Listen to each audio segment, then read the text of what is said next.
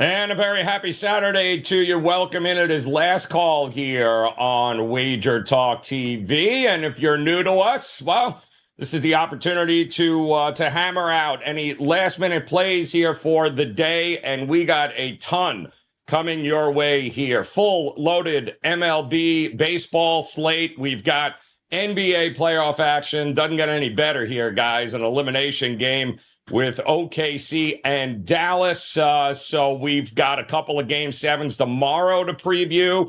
And we've got WNBA action in full effect. And let's not forget, the 149th running of the Preakness will happen today. So we got a little something for everyone and a guest list that is loaded, including R1L. Steve Merril will be here. Mr. Sean Alvarez will lay out the Preakness for you. Mr. Ronald Cabang is going to be hammering out some WNBA, and our first guy up, you know him, when it comes to Major League Baseball and, in fact, WNBA. It's Mr. Adam Trigger in the house here. And Trig, a great slate of games here today in the MLB. We're going to go over a couple of them here. But you are also back at it, and I remember a couple of years ago, you were big into the WNBA. So are you back in it again this season? Yeah, I did it for 10 years. The first year I didn't give any WNBA plays out was last year, Joe. I felt like, I don't know, from the pandemic on, I thought the edge had diminished a little bit in that league, but I think that was a mistake. I think I would have done okay had I kept it going last year. I went back to 2022, a very limited sample for me that season, but I hit 60% of my plays. And it's always done pretty good for me, I would say. So I'll probably play it sparingly. I'm 1-1 so far this season. I don't anticipate firing like a million of these, but I have one tonight, and I threw it in the package with the baseball play I have up for sale. So, it's something I plan to plug away at this summer.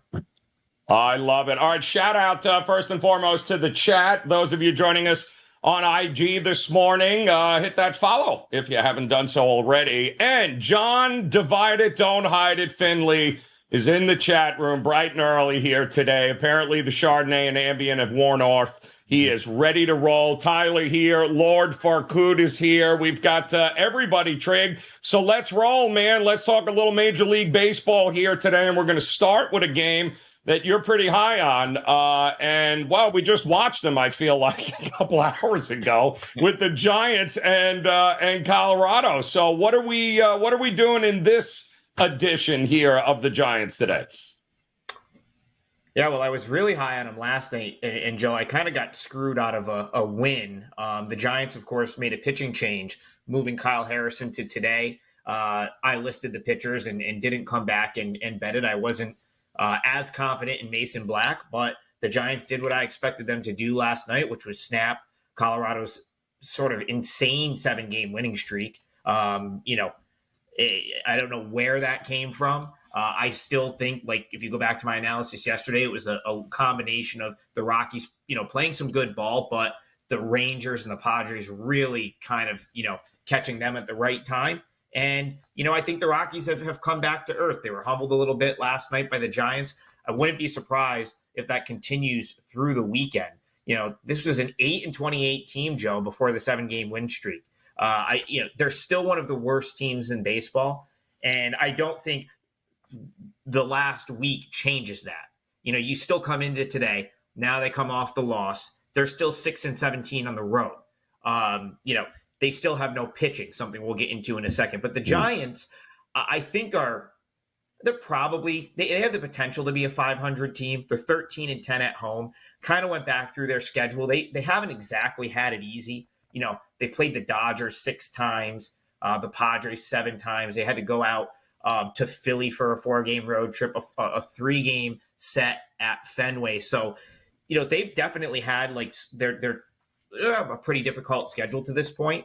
I think they've certainly underachieved, but it wouldn't surprise me to see the Giants start to come around as they, get, this is a stretch against the Rockies. I think they have the Pirates next. So I am still high on the Giants, bouncing back and trending toward 500. And I think they get another win today. The Rockies are going to go with Ty Blach, who is, you look at his numbers very quickly. They look okay at the triple A or at the big league level this year. It's a very small sample. He's a guy that's kind of gotten knocked around. I say he's probably more like a 5 ERA guy, comes in with an ERA of 3. The Giants just saw him and couldn't really break through. He only went 3 innings in that series in Denver against the Giants, but they had 4 hits, got him for 1 run, could have gotten more. And, that's kind of been the story, Joe, with the Giants. It seems like they don't capitalize on opportunities. They always could get a little bit more. But again, how much of that is, just it's been a month and a half. You had a couple guys slumping, playing against really, solid opposition, Dodgers, Phillies, Red Sox, 7 games against the Padres. And those were back earlier in the season when the Padres were playing well. So, all of that stuff I think is working against the Giants a little bit here, that could sort of work itself out going forward. Now, Kyle Harrison was a big reason for my handicap yesterday, which is why I couldn't just come back and fire the Giants after they scratched him. Unfortunately, the books have adjusted. So yesterday we were going to get Kyle Harrison at -140.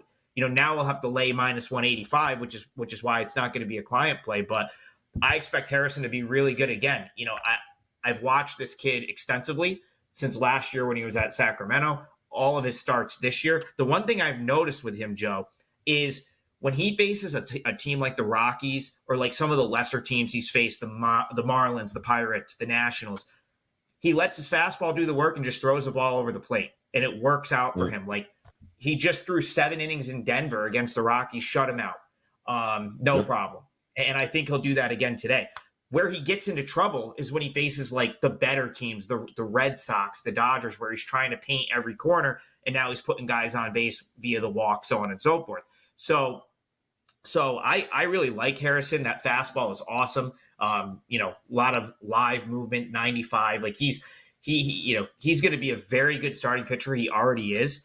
And I'm less concerned with the Giants bullpen here because Harrison will go pretty deep. He's giving him like 6 innings to start pretty much regularly at this point. So I think he's a far better option at starting pitching, or at the starting pitcher position. The Giants were able to get a lead and extend their lead, so they didn't really need to go to their absolute top relief guys yesterday. And then Solaire's back, so a lot of reasons I think to like the Giants going forward. This won't help this game, but Blake Snell was phenomenal last night at AAA. So that's got to fire this team up a little bit. 5 no-hit innings, 10 strikeouts against the Dodgers AAA affiliate, who has one of the best lineups in AAA. So I think the Giants maybe have some nice momentum in their favor right now, Joe. I would take them again here. You might need something to pair it with at -185, but I wouldn't be surprised if they kind of knock the Rockies around all weekend. Yeah, not a lot from either starting pitcher last night, Trig, to your point there. Long ball, I believe, for Estrada and the Giants was more than enough to get it done. And Courtney Buttingham in the chat room says, hard to believe Rockies might lose again here tonight. And if they do, they're certainly going to need anger and depression management. That they will, because Trig has got them all over the Giants here tonight to get their ass handed to them once again. This is a team that they doubled their road win total on that win streak. Like, they had 3 road wins before last year. Now they have 6. They're 6-17 on the road. They have no pitching and they play terrible baseball. Like a week ago, they were the worst. Like, I think the consensus worst team in the league. They kind of came out of nowhere, won 7 games. I still think the Rockies are probably they're a bottom 2 team in baseball, maybe 3. Like, I don't know if I'm willing to say that they're absolutely the worst, because winning 7 games straight is impressive, but I do think you're going to be able to bet against them like comfortably for the foreseeable future. Yeah, I agree. And big win coming off of that news that they lost their, the guy at the top of the order there, Jung-Hoo Lee, I guess, is out for the season now for the Giants. Yeah, They learned that yesterday.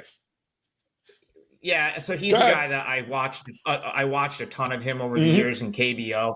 He was struggling. Like, I don't know that that's as big of a loss. Like, I saw like it made the headlines, but again, they just got Jorge Soler back, like probably in definitely an offensive upgrade. Lee has seemed to struggle to make the jump to the big leagues from an offensive standpoint. Where he will hurt them is he is defense, or where his absence will hurt them is defensively. He's a very good defensive center fielder, covers a lot of ground, makes plays, but I don't know that this year that injury is super impactful, especially when you get Soler back, who just came back last night.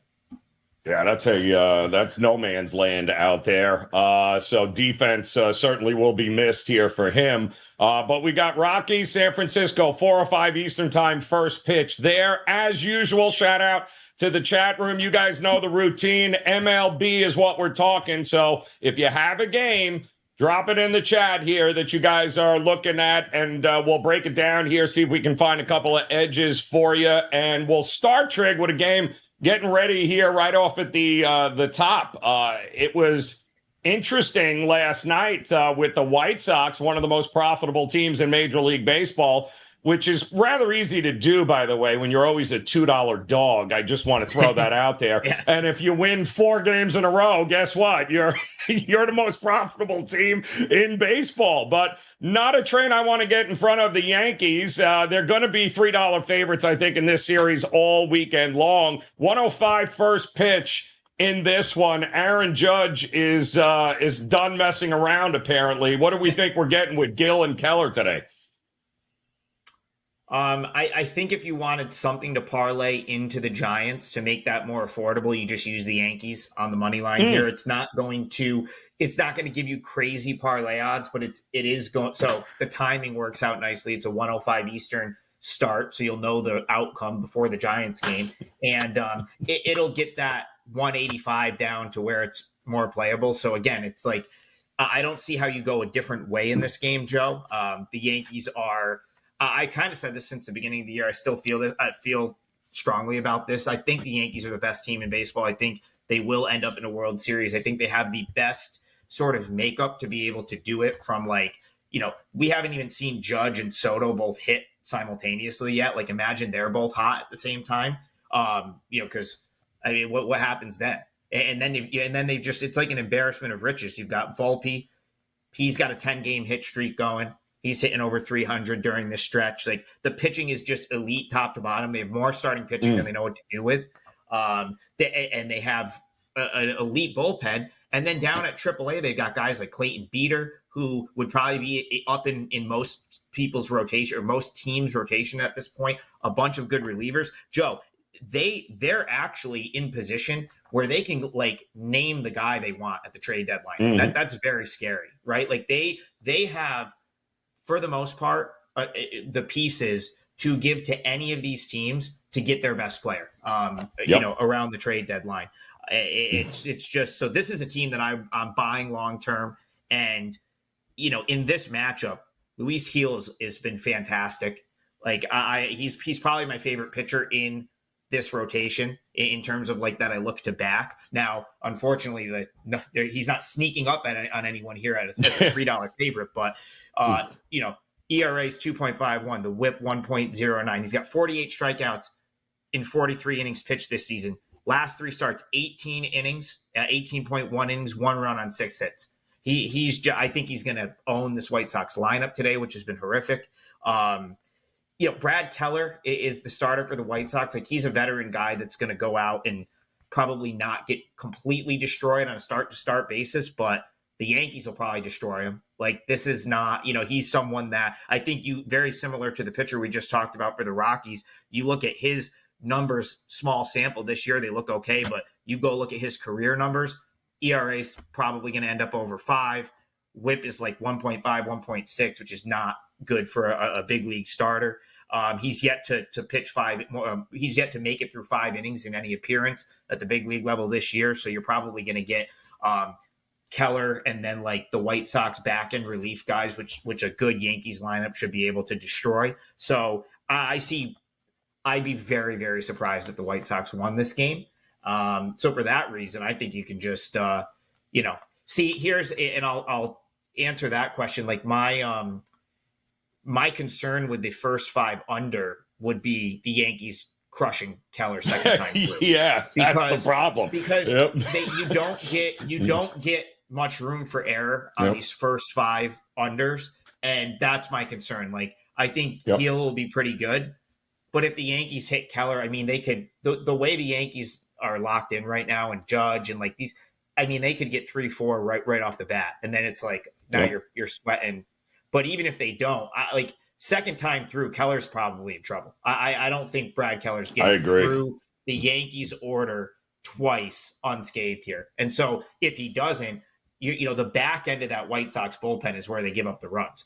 The White Sox, they have an okay formula when they get Eric fed and he can go out 6 innings, seven innings, mix and match, and then get the ball to Kopech. That's great. Keller's not going to survive that long. You're going to need the middle relief, and that's where I think it could get ugly for the White Sox here.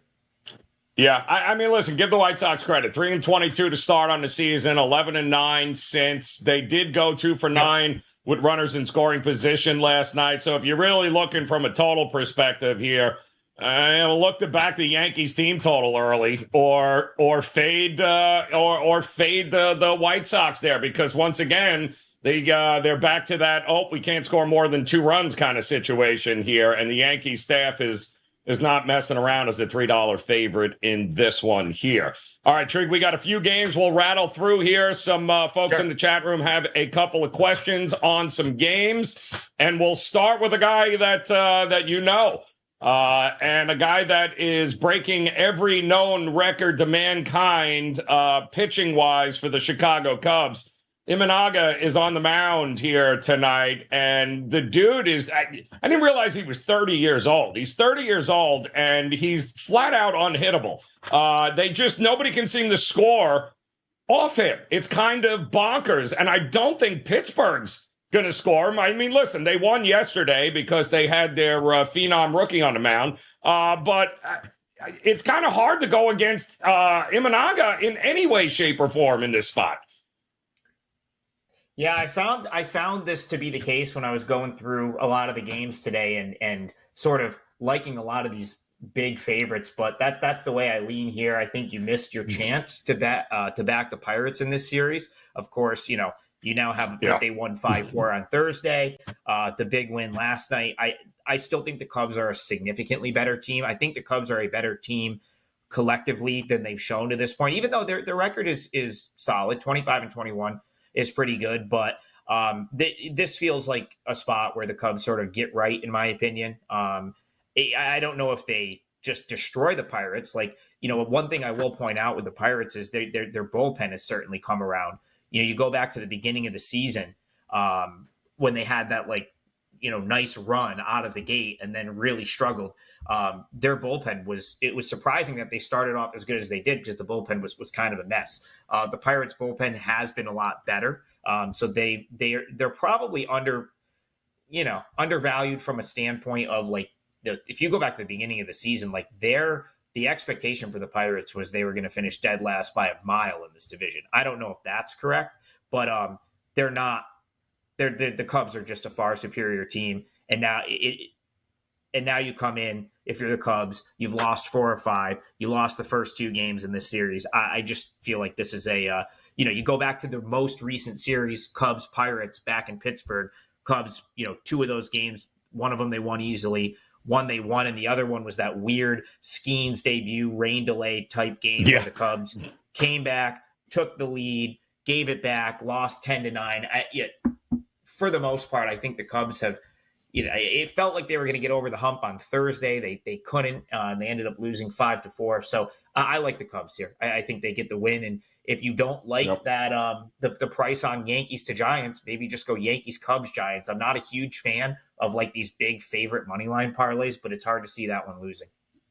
Yeah, the Cubs have lost 4 of their last 5, so believe it or not, this is probably cheap because of that fact here. But a run and a half, I wouldn't even mind laying it, quite honestly, with Imanaga on the mound here tonight. This should be a good one to get back on track for them. And again, that game, guys, 2:20 Eastern time at Wrigley will be the first pitch there. One of the other games that we had here, Trig, was Atlanta and the Padres. It's Rosar wants to know what we're thinking about the Atlanta Braves and the Padres here in that was an interesting game last night. What are you, everyone was so worried about, will they be able to hit Fried? Well, they should have been worried whether or not Atlanta can actually score any runs anymore. It's kind of crazy here, Trig, but how are you looking at this one? Elder and Darvish.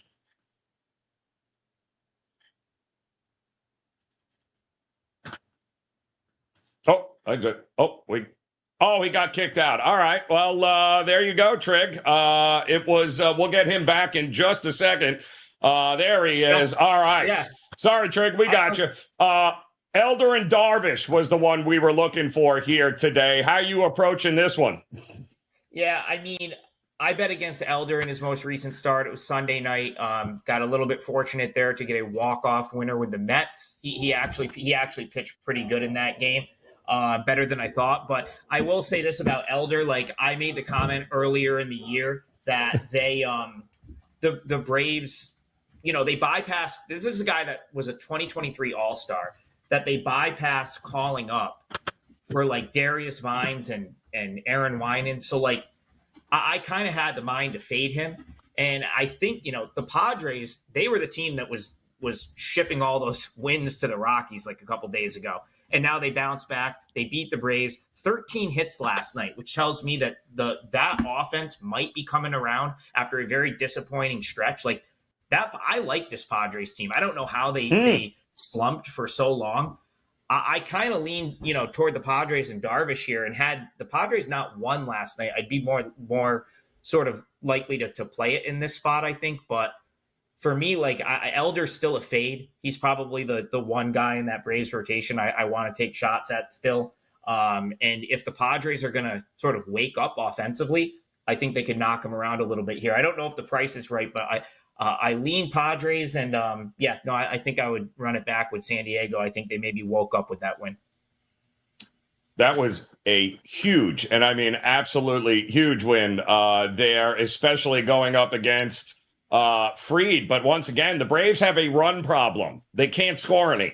Because that adds just another under, I believe, to that ridiculous record, Trig, which is what, 22-1 now to the under, or some absolutely obnoxious number. They're having a problem putting runs across here. So if you can't win with Fried on the mound, boy, oh boy, Braves may need to reevaluate over the next week or so here. And Trig, what do you got coming up here today in baseball here up at your page at WagerTalk.com? It's a loaded card. Yeah, so right now I've got 4% baseball play. I threw in a WNBA play just in the package for free. Those are the two best bets that I currently have posted. There's a good chance I'll play Korean baseball, which is overnight, so keep an eye out for that. And if I end up with any other Major League Baseball, I'll certainly add it. But as we already discussed, a lot of the other games I liked are these like big, huge favorites today. So I don't know, maybe pick two of them, throw them in a parlay. Again, like Yankees, Cubs, Giants, I kind of feel like I'll find their way. So do what you will with that. There you got it. Trig, crush it here today, man. He has been crushing it. So make sure you guys visit him over at WagerTalk.com. We appreciate it. Also, speaking of WNBA, coming up here in just a few, our man RC, Ronald Cabang, he's got not one but two WNBA games he is going to break down for you. You're absolutely going to want to hear what he has to say. One of the best when it comes to breaking down the WNBA. Shout out now to some of those in the chat room. Drew in the house, NASCAR Shorty in the house. Appreciate there. Jimmy Burke in the house right now. Courtney, as always. Antonio, Lee in the house. You guys rock. Don't forget to hit that thumbs up if you could. We'd certainly appreciate that. As we are getting ready, don't forget R1L and a very special guest will be jumping in about 20 minutes or so here. So you're not going to want to miss that either. But R1L, Merril putting the final touches on his card today. He'll have more Major League Baseball as well as the NBA games coming up this afternoon. A big Game 6 between Dallas and OKC. But one of the biggest events of the day, and what a weekend it is. Plenty of MLB We've got a major championship. I'm hoping nobody else got arrested on the PGA Tour today, but you never know. I didn't have Scotty Scheffler in handcuffs on my bingo card. I'm not sure if anybody else did, which guarantees that they're going to win. He's going to win this damn thing at some particular point now. But let's not forget it's the second leg of the Triple Crown. The Preakness getting ready at Pimlico here a little bit later this afternoon. And joining us, Sean Alvarez of the Pony Pundits, hanging out with us on a Saturday. And Sean, it was an interesting derby. A very interesting trip, but sometimes you get that when you get 20 horses, unexpected things happen, especially when the rail opens up here. But we've got an opportunity today for a possible Triple Crown race next in 2 weeks at the Belmont here, but much shorter field. We know Muth was scratched. What are we looking at here in this race here today with the Preakness? Oh, is this where I'm supposed to do the mind reading? Go ahead there. One more time there, Sean. Let me hear you. No. It looks like I'm going to have to clap it out here. Go ahead. One more time, Sean. You got it? No. Oh, you are a muted SOB. So hang in there, man. We'll see if we can get that going. I mean, Sean looked really good. I could actually do the voiceover if you want, Sean. You can just let the lips move and I'll go. Just go ahead and re-sign in. You'll be good to go. We'll get you in there. In the meantime, though, we do have, let's see here if the number is up here. Let me just double check. In the NBA today with Oklahoma City and Dallas here, guys. We did just see a little bit of a line movement here early this morning. So the money seems to be pouring in on one side here. We'll talk about that coming up here. But is he ready now, Sean? Is he good to go? Oh, no. Are we good? I mean, I saw the red box. All right. There we go. I was going to say, you haven't sounded that good in a long time. So let me see here, Sean. One more time. Preakness today. We do have the opportunity for, kind of hard to believe, but Mystic Dan, an opportunity if he wins today for a Triple Crown race in the Belmont in 2 weeks. How are you approaching this game here today, or this race, rather, with a whole lot less horses in this one? Bigger prices, too. A lot of people think this is a big payday for us. Are you on that page, or is this chalky as chalk? I mean, you know, it's great to at least have the opportunity for a Triple Crown race. We didn't necessarily have that opportunity last year when the connections of Rich Strike decided to skip the Preakness. So it's great to have the Kentucky Derby winner in this race and at least have that opportunity. But, you know, like you alluded to with the scratch of Muth, Mystic Dan kind of just falls into being, you know, the morning line favorite and the target of who we want to beat. And I think as far as Mystic Dan's chances go, we really have to keep an eye on what's going on at the track. I mean, it looks like it's a wet track early, but, you know, I mean, the race, the Preakness that we're talking about is what, 12 hours from now. I mean, yep. You know, we've got the entire day to go. So really got to keep an eye on the weather and what's going on. But yeah, I mean, like you said, you know, Mystic Dan had to beat 19 horses, and we talked about it 2 weeks ago. It really comes down to the trip, and Brian Hernandez was patient on the rail.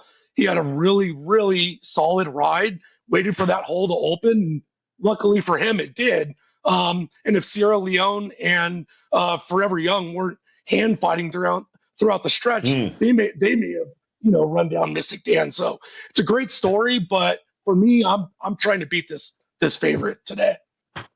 So let me ask you, because it's kind of shocking when we learned earlier in the week that Muth was scratched. That was, of course, the Bob Baffert sticking up everyone's ass horse, which is pretty much how he has groomed him and what it was supposed to be. It was supposed to be Bob Baffert's big middle finger to all of horse racing. But it comes down with spikes of fever. They scratch him, but he still has another horse. And I can't remember the last time Baffert had a horse that had no buzz. Why are we not talking about imagination more? Literally nobody seems to be rallying around this horse. It's a pretty decent number for a Baffert horse with a lot of speed. I mean, what do you think about number 9, Imagination? Yeah, I mean, you're spot on. I haven't heard a lot of people talking about the nine imagination. And, from what I'm seeing, I'm looking at Catching Freedom, Mystic Dan, and Tuscan Gold kind of sharing that favoritism. Nobody's talking about the nine imagination. And we saw it last year with National Treasure. This is the speed of the race. There's not a lot of other horses that want to go and at least vie for the lead. And so we may see, slower fractions and Frankie Dettori and Imagination kind of steal the show. Nobody's talking about Baffert. We're only talking about Baffert and the scratch of Muth. He may just sneak under the radar and walk the dog on the front. And if he gets away with soft fractions, this is a horse that is going to be tough to beat, tough to catch at least. Yeah. Well, yeah, I mean, it's like anything else, right? You can't. I'm sorry. It's a great story, but sorry, Mystic Dan. Nobody here is looking to cash a even money ticket. Sorry, that's just not going to happen. But when you look at this race here, give us a couple of horses you're going to key around, because big opportunity in here. There could be some really big numbers with some horses here, and we talked about it on the Preakness preview with Marco, which I'd encourage you guys to check the link in the description. Check out that preview that we did earlier in the week here. Some great information about these horses. But, man, there could be some horses coming from behind here with some big numbers for us. So who are a couple of horses you're keying in on this race? Yeah, I mean, you spoke about horses coming from the back and at least making that closing kick. And if you like Mystic Dan and Mystic Dan warrants that shorter price that you alluded to, there's a lot to like about the three Catching Freedom. We talked about the way that the rail opened up for Mystic Dan. He really just kind of fed through that gap and was able to kind of get that first jump. But if you look 2-3 lengths back, that's the three Catching Freedom and Flavian Pratt. Flavian wanted to get out. You can kind of see his head looking over to the side, throughout the stretch. Not the stretch, I'm sorry, the clubhouse turn. And there was just nowhere to go. And in a 19-20 horse field, if you swing out that wide, you're in the parking lot at Churchill Downs. So, Catching Freedom and Flavian Pratt kind of waited for that pocket hole to open and followed Mystic Dan throughout that through that gap on the rail and kind of got bumped a little bit. And if you look at where Catching Freedom was when he made that move, he actually made up ground on Mystic Dan. So, they had a similar trip, but, we're talking about an 8-horse field. I always say the shorter the field, it's more of a jockey's race. Flavian's going to let Catching Freedom, get out, not be stuck on the rail, kind of get that clean trip. And I just think that Catching Freedom's got a bigger closing kick than Mystic Dan, and I don't think he's going to be further back. So that's definitely a horse that I'm looking at. And I talked about it on our Pony Pundit show when we broke it down. I love the 8 Tuscan Gold. It's kind of more of a human connections type of angle. Chad Brown had Tuscan Gold entered in the Peter Pan last week at Aqueduct, a grade 3 race, I believe. A little bit, obviously, not little bit, much shorter purse. And instead of pointing Sierra Leone to the Preakness, he put up Sierra Leone to work out, get rest, pointing Sierra Leone to the Belmont. He scratched Tuscan Gold out of the Peter Pan, and now he's pointed to the Preakness today. We saw that same angle with Cloud Computing when he won. We saw that same angle with Blazing Sevens last year that ran a huge race just to get beat by a nose by National Treasure. This is an angle I love. Chad Brown scratching out of, laying off a horse, and pointing to the Preakness. It's a really good positive angle for Chad Brown. And if you look at what this horse did, it was more of I would say a learning trip his first time out. And then his second trip was out at Gulfstream Park, going a mile and 16th, and just ran away from that field. Kind of did what he was supposed to do as being the favorite. And then he came back and he ran the Louisiana Derby, and he ran a solid third, but that third place was behind Catching Freedom and Honor Marie. Honor Marie ran, I would say, a respectable race in the Kentucky Derby. So his form holds up.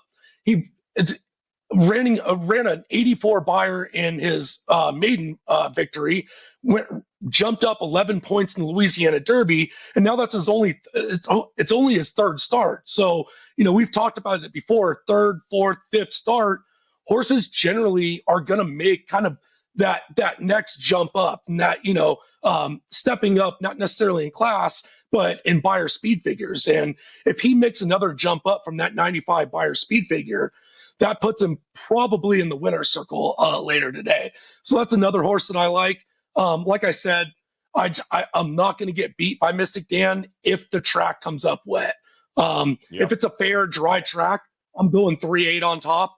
And I'm going to get kind of weird underneath with some prices. Going to try and beat Mystic Dan. But if it's a wet track, Mystic Dan definitely you got to respect Mystic Dan on a wet track. So don't get beat. It's a little bit more of a defensive play, bringing the chalk in. But like I said, if it's a wet track, he's already proven to be to run well on a wet track. So I'm not going to get beat by Mystic Dan if it's wet and raining.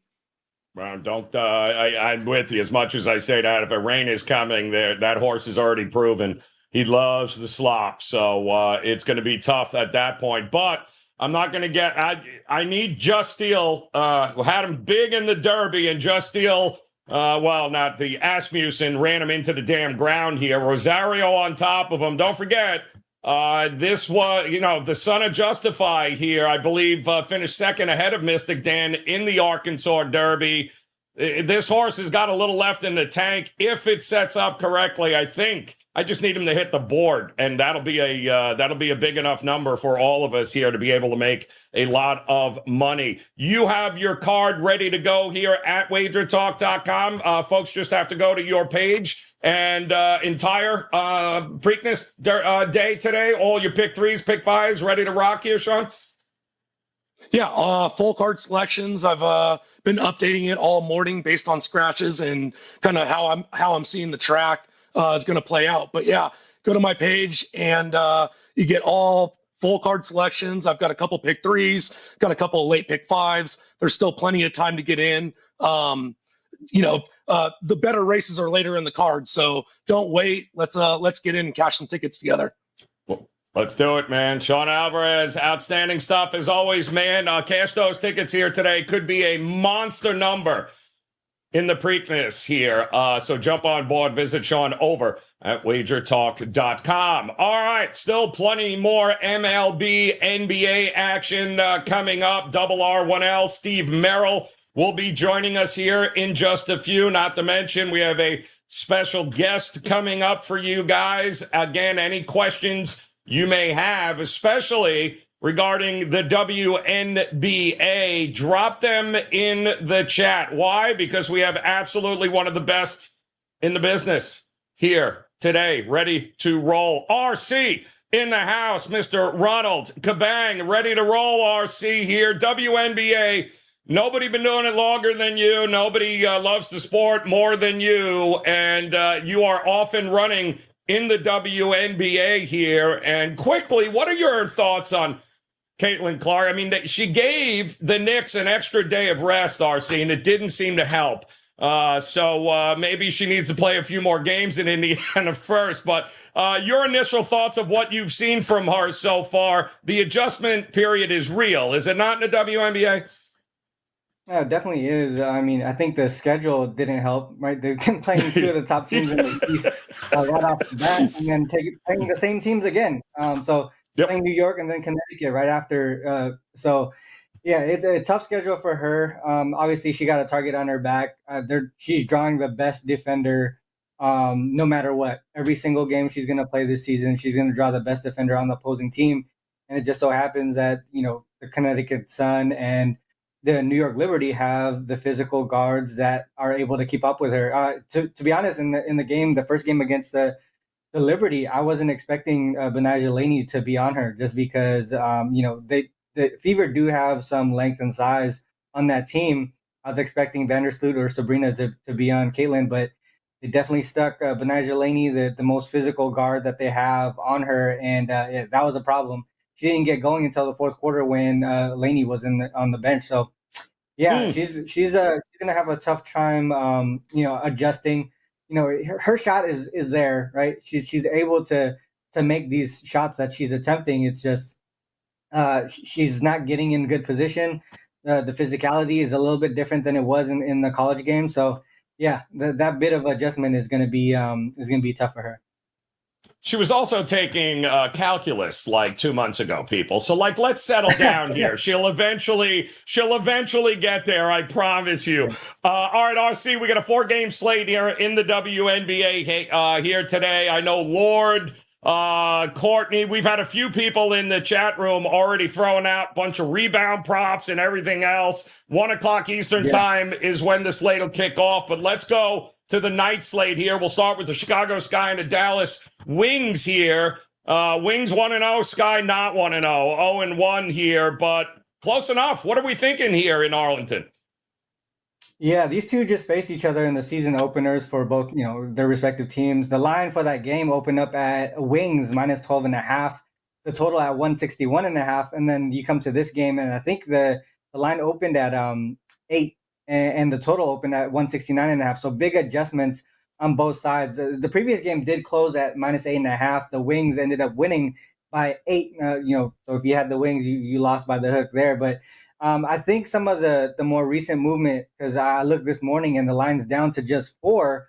The recent movement is because Jaylen Brown and Natasha Howard now being out for this game due to injuries affects the, obviously the overall offense of the Wings. But if you watch that first game, JC Sheldon, the rookie, and then also Stephanie Suarez, they both looked pretty good in the few minutes that they had in that first matchup. So I think those two can definitely step up and play some meaningful minutes today.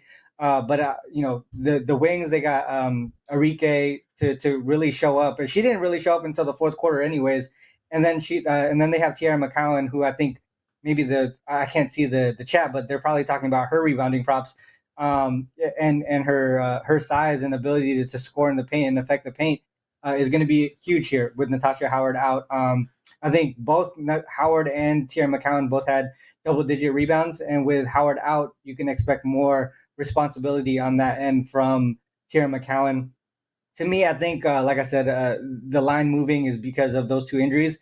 I think the Wings have the depth and the skill set and ability, even without Satu Sabali, to get the job done today. I think that the Wings should be able to cover this short spread here. I think they're both better. They're better on both sides of the ball. The Sky kept the first game close for a majority of the game, but the Wings really showed in that fourth quarter why they should be able to dominate this matchup today. And there was a huge discrepancy in free throw attempts too, and I think the Wings do a better job of contesting without fouling here tonight.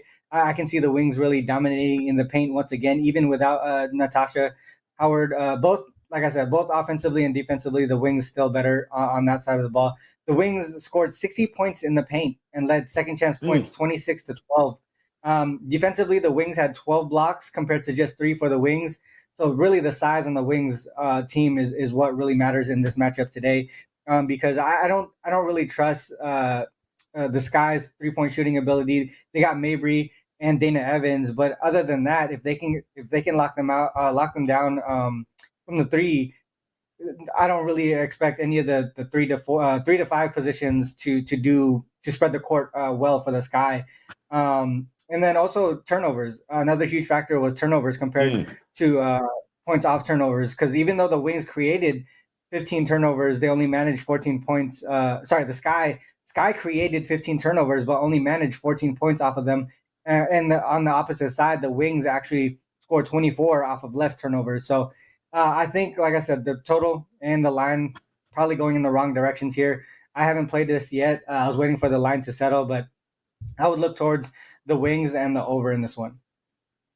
We've got Wings and the over in this one here. We got a couple of comments in the chat here, RC. I'll just throw them at you. Lee says Sparks over 169.5 with a whole lot of question marks here. Are we getting a whole lot of points in that game, you think? The Sparks, I mean, they're playing the Aces. Obviously, with Aces, you're probably going to look at fast pace. To me, I don't think that. I feel like the Sparks did play above what I expected them to do in their game one. I think they do take a little bit of a step down. I'm not too sure that they could keep up with the Aces. If I was to look towards a over in this game specifically, I would actually look towards the Aces team total over. I think I don't think we saw the best of the Aces in their first game. I think they do a little bit better today, especially shooting from three. They really struggle from three, which is one of their bread and butter. In the WNBA, the Aces is probably one of the best 3-point shooting teams in the league. So I do think that we get some positive regression from that aspect. So if I was to look at an over, it would be specifically the Aces team total over. We've got Lord Farquad here says Fever, Liberty, Rebound, Central this game here. We're expecting a whole lot of rebound props in that one. Are you on that one as well, RC? You agree? I mean, I think I can see some rebounds there. I mean, if you look at Boston and Smith, definitely Smith. She didn't really play well in that game one. I think I expect her to play a little bit better in the second matchup here between the two teams. I would expect her to really step up on both sides of the ball, offensively and defensively. She really struggled there, and I think if they want Caitlin to succeed, they really need her to be able to spread the court and do damage, and Aaliyah Boston to really make those bunnies that she missed in game one, because she really struggled right there against Jonquel Jones. So I could see rebounds happening. I think it might be able to. I mean, it's tough when you have multiple bigs, right? On both sides, you have multiple bigs that can grab rebounds. So I can't really pinpoint who it's going to be. It could be Brandon Stewart. It could be Jonquel Jones. And even Sabrina has been stepping up her rebounding game this season. So, and then on the other side, you got Leah Boston and Smith and all these other folks who can grab rebounds as well. So I could see rebounds, but I can't pinpoint who's going to get them. Good luck, but they're going to be points, there. I wouldn't have Melissa Smith to be able to get the points up. Yep, that's great. Yeah, we're not exactly sure, but they're going to be there, a lot of them in that game there. So opportunity for sure here. All right, you got another game here. You're going to talk about the late game regarding the Dream and the Mercury. And welcome back, Tina Charles, huh? Unreal. Yeah. Right back at it again. Monster effort here against the Sparks. What are we thinking we get tonight here with these two? Yeah, I mean, so I really like the Dream Team this season. I like their depth. I like the chemistry, and I was really surprised with, like you mentioned, how well Tina Charles just jumped into the squad and performed the way that she did. I mean, I know the Mercury, they kept with the Aces, stayed within the number, but still, I really don't think that they're that type of team.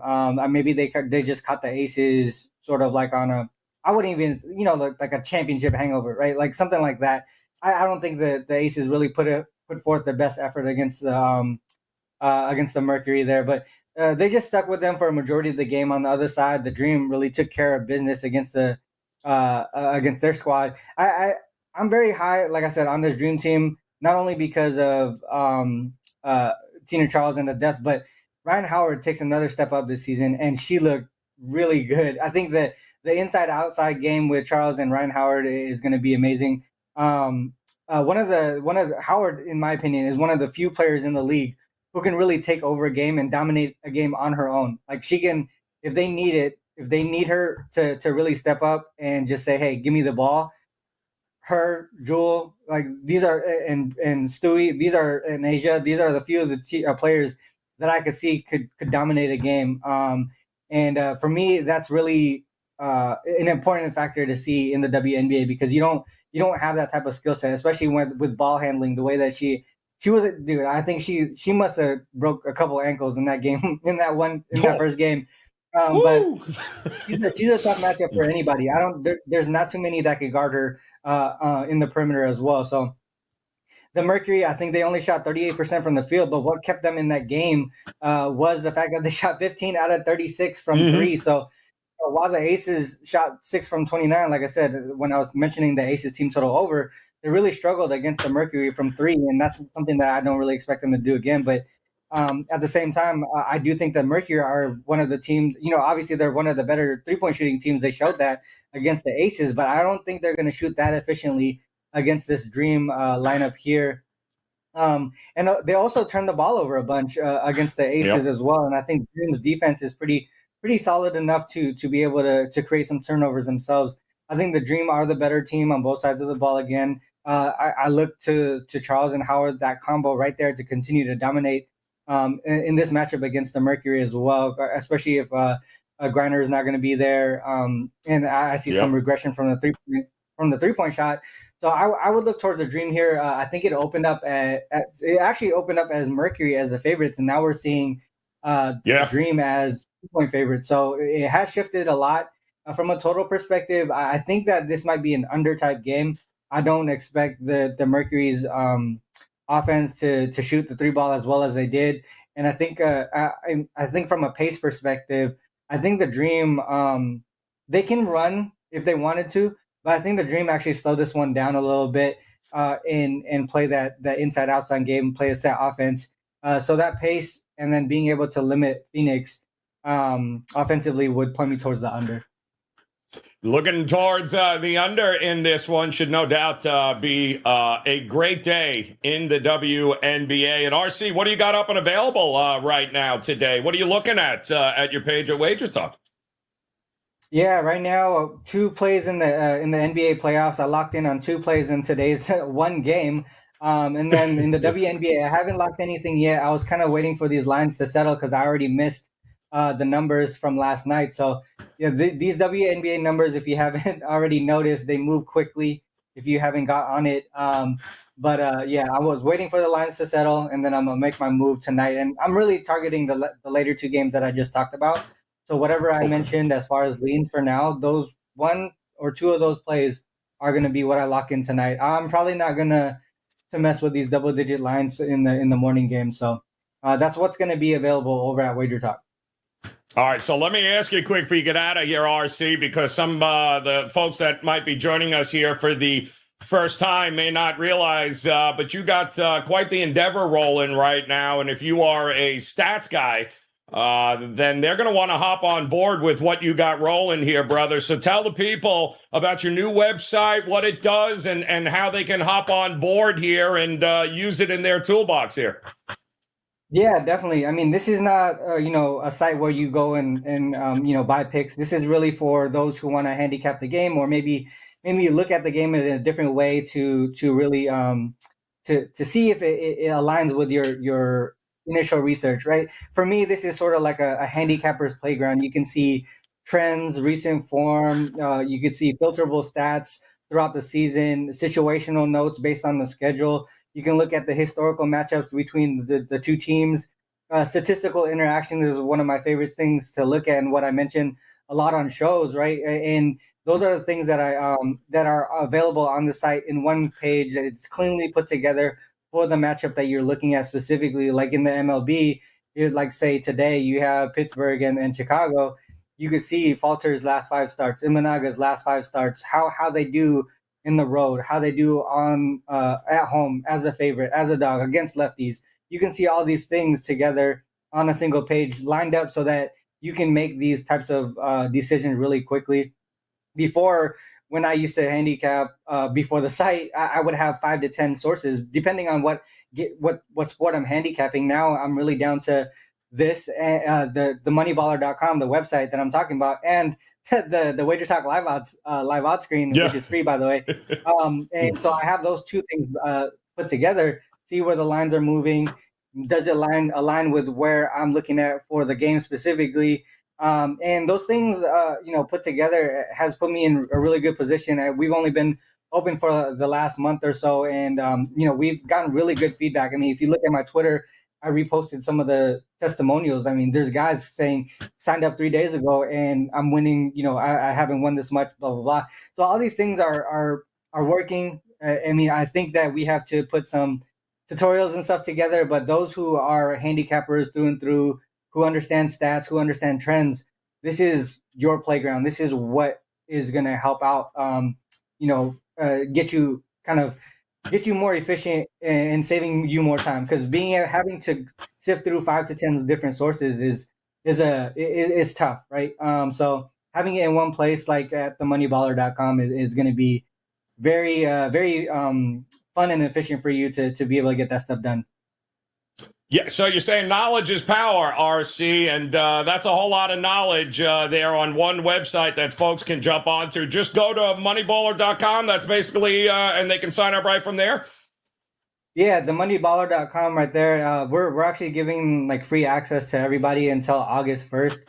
So a lot of the features that we have right now that are supposed to be premium services, you're able to see that, and it's going to show you have NBA. You have WNBA, you have MLB. Right now, we're really focused on MLB, and what we do is we really take the feedback from our members, right? So I think one of the best things that we have done is be able to take the feedback and implement all these changes.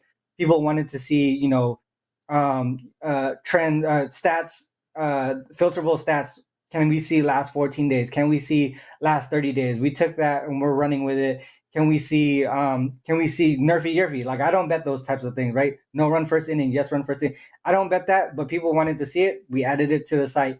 If you have really good feedback, if you want things to be seen, and to help you with your handicapping process and to make you have better betting decisions, you just let us know, and we're gonna try to put that and implement that as much as possible. Because for us, it's not, like I said, we're not trying to sell picks. We're really trying to put a service together to make everything easier for you to make better betting decisions. Smart investing decisions. It's what it's all about. RC, we appreciate it, my man. Crush it today here. Don't forget, he'll have his best bets locked and loaded in the NBA as well as the WNBA here today. Head over to his page at WagerTalk.com. Good luck there, RC. All right, shout out Loose72. He's thrown 93 plays in the chat room already. Big Daddy is here, also dropping WNBA knowledge in there, as well as some of his picks. Atlanta versus Phoenix, over 170.5. Ray is calling everyone he knows. He's getting horse information. He's getting, it looks like, WNBA plays from his son. So this is, you want to talk about knowledge is power. This damn chat room is a wealth of knowledge here. So shout out Darian Company. And don't forget, R1L, Steve Merril, coming up here in just a minute. He's going to break down this NBA game coming up a little bit later today. Game number 6, closeout game, Dallas, OKC. Will they, won't they? And of course, a full slate of Major League Baseball. And you guys know how it works. Drop those games in the chat that you want Merril to break down, and he will do so. But first, I had mentioned we've got a little bit of, we got some good news here with Last Call, and we've got a very surprise guest here that's going to join us, because we are pushing the show at least another half hour to an hour on Saturdays to cover everything as we get ready to head into college football and the NFL season. And I'll be here along with my partner in crime and co-host on Bet On It, Kelly Stewart, in the house here. And Kelly is going to take the reins, and she'll be here on Saturdays throughout the summer, gearing up for college football and the NFL. And Kel, what's going on? Kind of hard to believe that we can breathe a little here for the next month or so, but before we know it, college football and the NFL will be here, won't it? Yeah, 100 days, Joe. If you're following along on Twitter and I haven't completely annoyed you beyond belief at this point in time, I didn't intend for it to go that long. I was just trying to be funny at first. And then our good friend Bobby the bookie said, there's no way you'll do this so annoyingly for the next 126 days. And I said, oh, you just watched me. You have underestimated the fact of how annoying I could possibly be. So there are 100 days until college football kicks off. I'm very excited. We do have a lengthy summer ahead of us. I've got a couple of trips planned. Hopefully you can hit the links if I'm taking over the second half of the show. Give yourself a little bit of a break. That's what baseball season's for. Contrary to popular belief, Ariel Epstein, baseball season is for vacations and taking time off because, like you said, Joe, football season is going to be here before you know it. I start my football handicapping usually June 1st. Right now, the transfer portal, they're picking up some late ads, and we've gotten pretty much the coaching carousel under control at this point in time. So that's when I like to start. Once I start knowing what happened in the spring game, shout out to Brad Power for always putting together a wealth of knowledge there. And then you can kind of start to dictate how you think each conference is going to go. I, of course, will be starting with the new Big 12, a couple of teams that maybe I followed because they were in the Pac-12, but not as closely as I would have, having them be in the Big 12. So lots of research ahead of me this summer. Hopefully lots of beach days, some golf, and some relaxation before busy season gets here again. So hit that bell, hit that subscribe button, guys, as Last Call is going to be kicking it up a notch here throughout the summer, gearing up and getting you guys ready for college football and the NFL, not to mention all the baseball that you need, and, of course, right through the Stanley Cup as well as the NBA championships. We have you covered. So, Kelly, best for last here. I saved RR1L for you. God help you. He's all yours. Steve Merrill's all his. Guys, cash those tickets. We'll see you again next week here on Last Call. Steve Merril, welcome in. I actually just, in my Hard Rock account, placed a bet for today, and I hope we are in agreement. So we'll see if you agree with me on, of course, the underdog in the NBA. I look for those outright underdogs, and they have been plentiful, but I have been very strategic in the times that I have placed them. A couple times with the T-Wolves, a couple times with the Thunder, couple times with the Knicks. So it's been a fun, very treading lightly, if you will, NBA playoffs for me. I'm curious to who you like tonight. We just saw this one tick up to 4 on the WagerTalk odds screen about 10 minutes ago. And I said, you know what? I'm going to take the 4 at this point in time. I think this is just a little bit too high. Underdogs have cashed 3 of the last 4 in this series, but Dallas's defense has really stepped it up in this last couple of games, which does make me a little bit nervous, but that also is why the total has come down 208.5. Steve Merril, let me know what you like tonight on the hardwood. Yeah, Kelly, this is a textbook example about having multiple accounts, as you and I have talked about. You know, the key to winning long-term isn't picking the right team. It's money management and line shopping. And right now, if you look at the WagerTalk Live odds screen, half the books have 3.5, half the books have 4. So there is no excuse, unless you're just a recreational player, and that's fine. Just be honest with yourself that if you like OKC, you're not getting a +4 now. And if you like Dallas, you're laying 3.5. And it is a critical number because this should be a tight game. It's been a tight game quite often. We saw OKC win outright by 4 in Game 4 the other night here on this court on Monday. It's funny, Kelly, when I was first initially looking at it, breaking it down for my daily video, I'm thinking, you know, Dallas has outplayed them the last 4 games, basically. This series might be over. The more I dug into it, the more I started liking the Thunder, and I am with you on the dog tonight. And I think if you're going to play them at +4, you probably sprinkle some of it on the money line, as you said, at +150, +155. They're the number 1 seed. They're the better defense. They're the better free throw shooting team. These are all things you're looking at in a tight game. And, oh, yeah, we're getting +4 points as well. I think this one goes 7, and they're back in OKC on Monday night. Yeah, Steve, I hope that we are correct here. And as Steve mentioned, here at WagerTalk, our goal is to make you guys better bettors. If you go onto the WagerTalk odds screen, I was trying to give you the short link because I run the Instagram channel. I'm so used to using short links.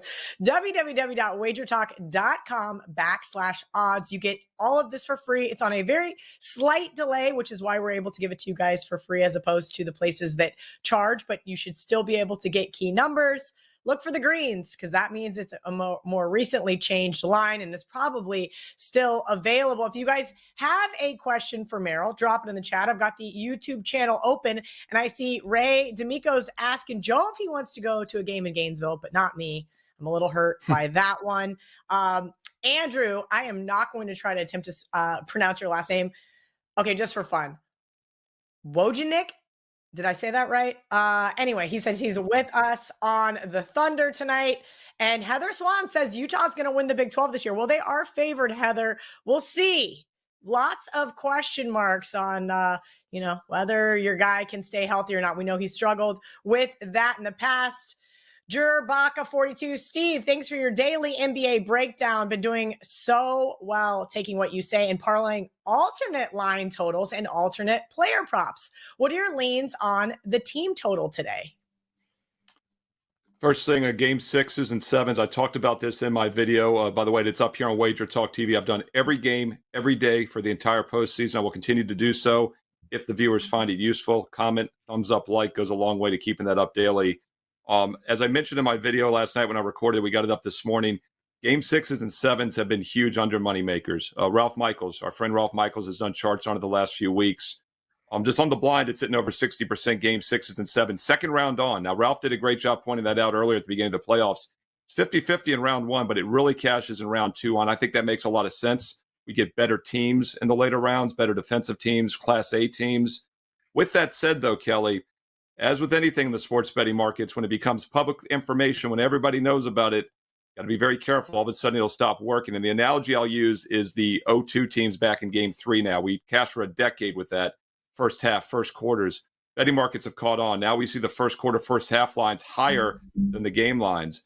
An example, game 7s tomorrow, the Knicks last night. That game goes over, lands 219, goes over the 216. Now it's 209. They instantly opened it 7 points lower for game 7 tomorrow. Denver, Minnesota game, 6 to 7 points lower tomorrow for game 7. This OKC Dallas game is now priced at 208.5. We had totals in the 230s in the regular season. So you always lean under in these elimination games, but the pricing has been factored big time. And the other example I'll use is Game 7, Cleveland-Orlando a couple weeks ago. Every game was lined 200 or higher. Game 7, 194, it lands 200. Every other game it would have stayed under, it goes over. And that was with like 30-some junk points in the last 3 minutes. Otherwise, it stays under even. So I always lean under in these elimination games, but I just don't think the value's there anymore. So that makes the team totals very tricky. I do a rescoring model. It's been favoring the over in this series. The lowest rescore was 196 the other night in game 5, but all the other ones were in the mid 2-teens and 210, 215 range. So they priced this low. I'd actually lean over based on value, but I'm neutral just because game 6s are usually very low scoring. All right. Andrew wants to know your thoughts on the Diamondbacks today. Who the hell are the Diamondbacks playing? They are playing the Tigers, guys. We all know I don't follow baseball, but that's why we have Steve Merril on, because we can ask Steve Merril about any game on the board, and he's going to have an answer for us tonight, 8:10 Eastern, 5:10 Pacific. Detroit, small dog here on the road, plus 120-ish, we'll call it here on the WagerTalk odds screen. Arizona as high as 147 there. Zach Gallen, he gets a lot of love. If I recognize your name as a pitcher, that should tell you something. He is 5-2 on the season versus a pitcher named Jack Flattery, who is 0-3, 3.88 ERA. Tell me your thoughts here, Steve, on this one for our good buddy Andrew in the chat. Yeah, I'm mentioning our friend Ralph Michaels a lot. You know, Ralph had a chart a few weeks ago. He sent all of us at WagerTalk about days of the week and how favorites dogs all do in baseball. I'm thinking this is useless. You know, I don't care about if it's Monday or Tuesday. But then it started to occur to me when I looked at the chart that favorites did very well on Friday. So I reached out to Ralph and I go, could you send me the breakdown of games 1, 2, 3, and 4 in a series? And my logic is that Friday is almost always game 1. And it makes sense that the better team would be focused in game 1 of a new series. And that's exactly how it's worked. And Dan Alexander and I have talked a lot about this on the baseball show the past few weeks when I've been doing the Friday episodes, like yesterday, that on my short list every Friday, I look for road favorites. The sweet spot, by the way, is road favorites more than home favorites. And that makes even more sense. You're on the road, you're extra focused, you're laying a discounted price. Home field really isn't worth much in baseball other than batting in the bottom of the 9th. And there were some teams that qualified yesterday, and one of them was the Detroit Tigers. And I kept it off my card because I'm not laying a price on the road with Johnny Detroit's Tigers with a losing record when they've been shut out back-to-back games, no runs scored. And what do? They go on, they win 13-0 last night in that spot as a road favorite. So it's a powerful angle, something to keep an eye on. The opposite side of that is Saturday and Sunday, especially Sunday tomorrow, the getaway day, all the early games. We see a lot of randomness. Phillies road favorite last week at Miami, and Dan Alexander and I all said it was too easy, and they blew them out. They won 2 in a row, and then Miami got them on Sunday. Different matchup today, though, as you mentioned, Kelly, with the pitcher. Zach Gallen, all-star starter last year against really a guy that nobody knows, Flaherty. And it does look like a better bounce-back spot here for Arizona. Detroit was in a good spot yesterday. Looks better for Arizona. The problem with the D-backs is they are ice-cold offensively. 2 runs or less in 3 straight games. 6 hits or less in 3 straight games. I know you don't follow baseball, but you know enough to know that is not good offensive current form. So I'd probably lean towards the under in this one. Yeah, that's listen, I follow it recreationally, Steve. I'll say this. Right. I hear a lot from guys in the chat. You know, I talk to Marco every day. Dave Koken is so nice to share his plays with me. Good friend Ariel Epstein. I occasionally log in to see what you're on in baseball as well over at wagertalk.com. You know, I do like the action. I just don't like having to put forth the effort. That's the problem. I need a mental break for like a good 4 months, and that's what baseball season provides me. The first time I ever tried to handicap baseball, I'll never forget, Steve. I got Trading Bases, the book. I've got a couple other guys at my disposal. This is 10, 12 years ago. And I'm constantly asking questions. And I'm finally like, what am I doing? Racking my brain trying to handicap baseball when I have guys like Steve Merril at my disposal. I can just send a little text to. Let's talk about the NBA game a little bit more. We have a couple of prop bets. William Bennett asking, Big Daddy asking, Luka has been a triple-double machine. PJ Washington over 2.5 3-pointers, or Kyrie Irving over 5.5 assists. Who would you go with here, Steve? Yeah, we'll start with Kyrie Irving, and I've talked a lot about this in my daily video. First of all, Irving has not been scoring, and his point total is as low as it's been now in the series. It's down, I believe, to about 19.5. He's gotten over 20 in 2 of the 5 games, only over 20 once in the other 4, though. So he's a guy that's not been getting the points, and for that reason, I think the assist prop makes a lot of sense. He was under, I think he only had 4 in the last game, but it makes sense that he's going to probably continue to get assists if he's not scoring. Jones Jr. was one of my favorite props in the series. I gave that out free on the video. Also gave it out on the NBA Tip-Off Show with Joe Raineri on Thursday. And I mentioned how PJ Washington has been vastly over-exceeding 3 straight games with over 20 points. And normally you look for a guy like that to regress. The problem is when you have to shut down Doncic and Irving, it's hard to shut down a third guy. And Washington was getting a lot of shot attempts. So I stayed off his prop, and I looked for Jones Jr., who had been just 1 for 10 in game 3 to have a breakout game, or game 2 have a breakout game. And he's done that the last couple, and he's had over his point total. So that's what I like to look for, is these under the radar guys. I think they will continue to try to take Kyrie Irving out from the scoring role. That'll give him more assists. It'll also continue to lead to more shots for Washington. I like his 3-point attempts made over. I think it makes sense. And Jones has had a breakout game. He might regress a little tonight because I do favor OKC, and it's usually a lower scoring game. That's just how I approach these props. I like to zig and zag when the market goes the other way. Kyrie Irving, though, is a guy that's been priced overinflated on his points prop, so I continue to be careful with that. I think his assist prop is better option overall. Steve, now we are approaching the end of the NBA season, but I always have questions. As you guys know, I used to do a little work for NBA TV. I used to follow it a lot more closely, and I still watch almost every single game during the playoffs, but during the regular season, I don't.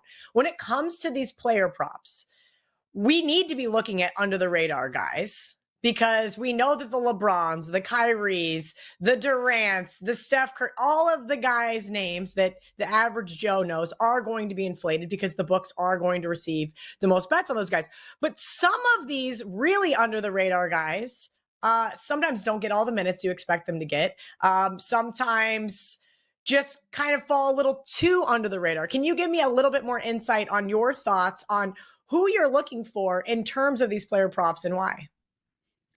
Yeah, what I do basically is I like to look at minutes and shot attempts, because you're exactly right. You know, if you're playing a backup and he doesn't get a lot of minutes, it's just hard to score.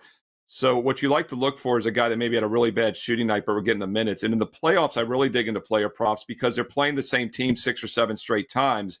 And what happens is when one guy goes off, the other team game plans more to stop him, whereas that guy does not go off. If he's 1 for 10 shooting, you don't care about him. And that was Jones Jr., 1 for 10 in game 3. And then he soars over in games 4 and 5. And with Washington having big games in 3 and 4, they had to shut down a third guy. That left the fourth guy open. So that's kind of the game plan that you look for.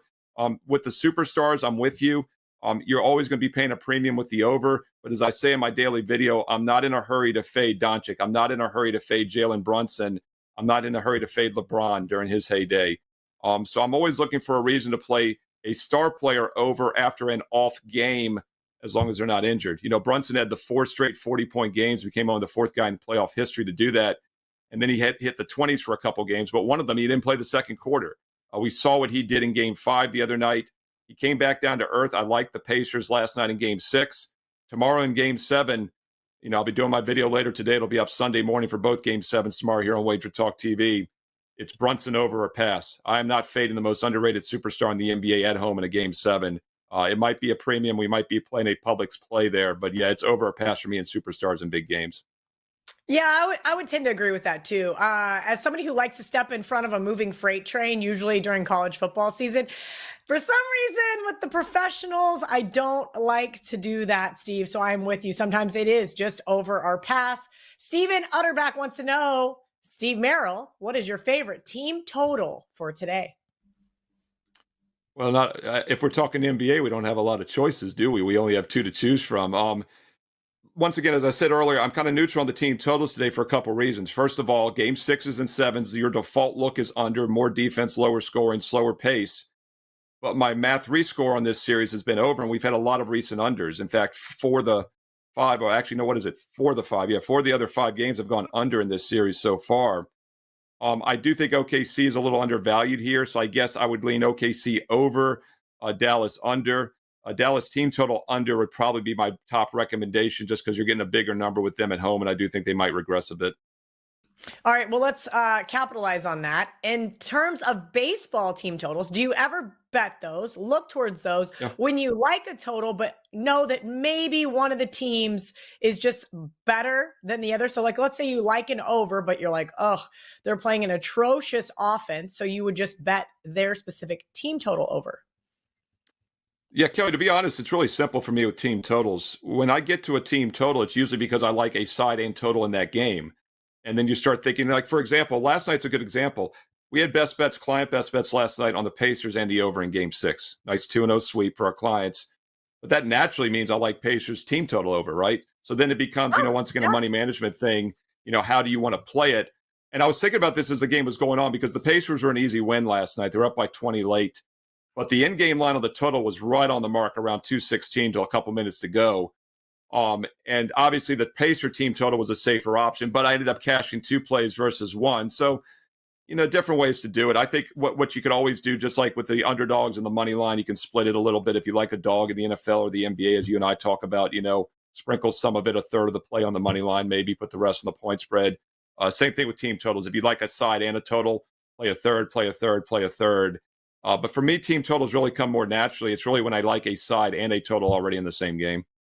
That's really interesting. I might have to start looking at this. I have always just been so traditional, right? I'm the same way. We've been doing this for a while. Yeah, for you and me both. And like these player props are new for me because for the new viewers out there, the ones that are under 30 aren't going to understand this. But when Kelly and I came up doing this 30 years ago, we weren't even like, I know. I knew she'd like that. She turns 50 next week. Send her happy birthday wishes on Twitter and be sure to tag me at Steve Merril, 2 R's, 1 L, so I can see all the reaction. But no, what I started 30 years ago. I won't clump you in with me 20 years ago, like you're that young, 20 years ago for you. But look, when you are too young to remember this, but in the late 90s when I started, Kelly. Okay, how about 11 years ago? Can we go like 11? You did not start 11. You did not start 11 years ago. That is was when I started doing this on a very regular basis. You did not. 2009 is when I started. Forever. 2009. You really didn't start since 13. I was going to say it was before the teens. I know that much. But that was just a little different. Like that was more like recreational. That was before I started working at Don Best.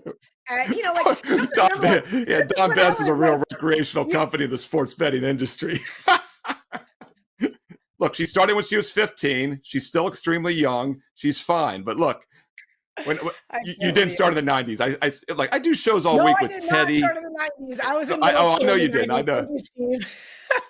Put this in perspective. The last several days I've done shows with Teddy, Brian Leonard, Prez. I'm the youngest guy in the room and with all those guys, and I'm still pretty damn old. So it's hard for me to realize there was somebody that didn't start after the 1990s. But my point is that when I started, there weren't even totals on college football games in the late 90s, except for like 1 or 2 TV games a week. And now we're getting team totals on all the games, right? And we're getting player props. So it is a different world. And even when Kelly started just 10 years ago when she was 15 years old, it was hard to find team totals and props. So it is a different world now. And it's a good thing, Kelly, right? They got to put a lineup on everything. We don't have to bet everything. That's the one edge we have as a sports bettor is that we can be selective.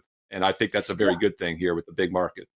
You're absolutely right. The more offerings that a sportsbook has, the less niche, we'll call it, focus that they have, if you will, right? Obviously, they know that the games that they're going to get the most handle on when they see the schedule in August. They know that Bama, Georgia is going to get a ridiculous amount of handle, that Michigan, Ohio State is.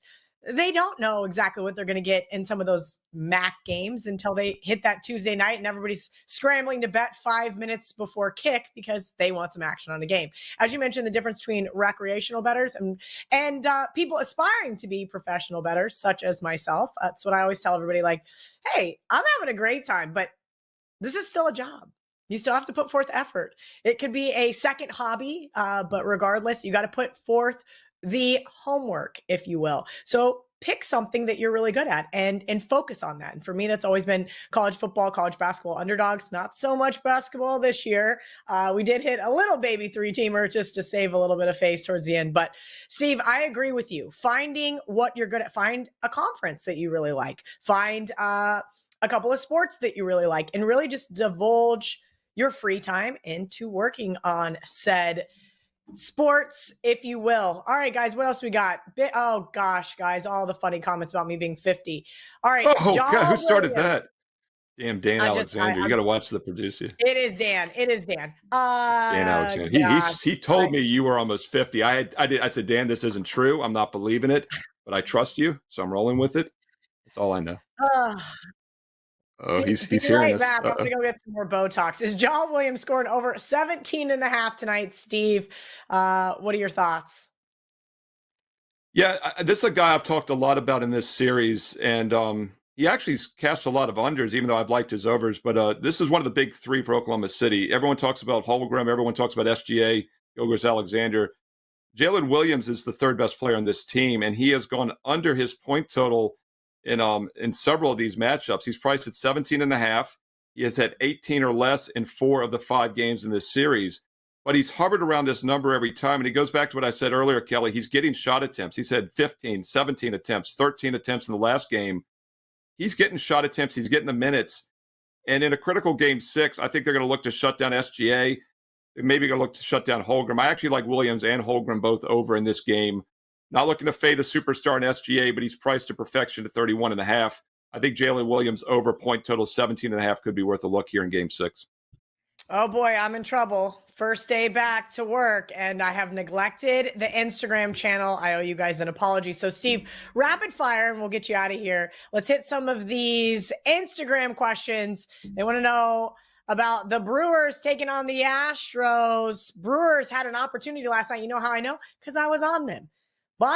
Top of the 9th, had a shot to win the game. They're actually favored in game, couldn't get it done. Now today, they face the guy who I used to always fade.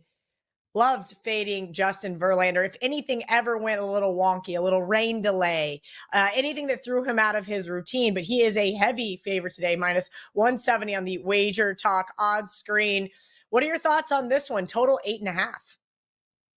Virginia's own Justin Verlander, Old Dominion graduate who is 40 years old now. You know, I've been handicapping his whole career, basically. And this is a guy we know quite well. He's been around forever. Remarkable pitcher, and really a guy it's fun to root for because, you know, so few guys go deep into games. So guys pitch into their late 30s, let alone 40. With that said, though, I'm being very careful with Verlander this season, and we have to see how he throws. He's now made 5 starts this year. So we have a little bit of a sample size to look at. Pretty good numbers, 3.4 ERA, a 1.19 whip. He still looks like he's got it. Houston is a very interesting team to talk about. You know, they got off to the terrible start. They had the second worst money line record units lost after your Miami Marlins, who are the biggest money burner in baseball this year. But they have turned things on. They've won 6 straight, 8 of their last 9. It would be Houston or pass until they start to cool off. The bullpen has gotten a lot better. And Verlander looks like he's still got his stuff, even at age 40. All right, the game that is starting here in about an hour, 1:05 Eastern, first pitch, Yankee Stadium. This is my team, actually, the lowly Chicago White Sox. Woof. Woof, Steve. Wow. This team is bad. I grew up a White Sox fan, for those of you guys that do not know. I had some family, we'll call it. Yeah, they were family. Think so. Anyway, that lived in south side of Chicago when I was a little kid. We went for a family reunion, went to a White Sox game, and I was hooked. and they won one World Series since. That should tell you there's some age relation there if you guys want to do the math. They are sizable. Clues. Sizable underdogs today, but that's not what the question is from Instagram. They want to know your thoughts on the team total. Why? Because the White Sox defense gives up an insurmountable amount of runs and kind of seems very easy, right? Almost 5 runs scored per game. This team gives up. They give up a ton of hits, over 8 a game. Let's see what your thoughts are. Is this too easy to take the Yankees team total over?